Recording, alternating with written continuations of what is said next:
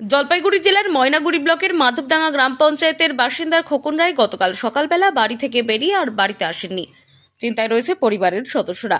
পরিবার সূত্রে জানা গেছে কয়েক বছর ধরে মানসিকভাবে অসুস্থ ওই যুবকের বয়স আনুমানিক ৩৫ বছর। পরিবার সূত্রে জানা গেছে সোমবার ভোর ৫টা নাগাদ ঘর থেকে বেরিয়ে যান ওই যুবক। এরপর পরিবারের লোকজন, আত্মীয় স্বজন বাড়ির আশেপাশে খোঁজাখুঁজি করলেও কোথাও না পেয়ে এক প্রকার বাধ্য হয়ে ময়নাগুড়ি থানায় একটি লিখিত জমা করেন।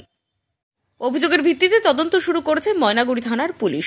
এ বিষয়ে নিখোঁজ যুবকের বাবা রবীন্দ্রনাথ রায় বলেন, আমার বড় ছেলে সোমবার ভোর ৫টার সময় কাউকে না জানিয়ে বাড়ি থেকে বেরিয়ে যায়, তারপর আর বাড়ি ফেরেনি।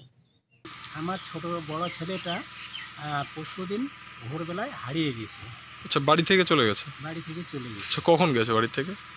ভোর ৫টা নাগাদ। হ্যাঁ। আচ্ছা, কাউকে বলে গেছে? যায় না। আচ্ছা, সে কি মানসিকভাবে কোনো অসুস্থ রয়েছে? হ্যাঁ, একটু আছে। হ্যাঁ। তো মাঝে মাঝে ঠিক হয়?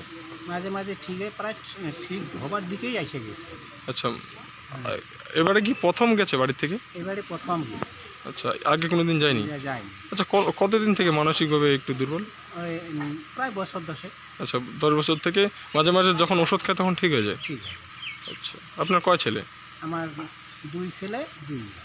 আচ্ছা, এ কত নম্বর যে গেছে? সেটা 3 নম্বর। 3 নম্বর। আচ্ছা, এর আগে তো কোনোদিন যায়নি না? আচ্ছা, আপনার এলাকাটার নাম?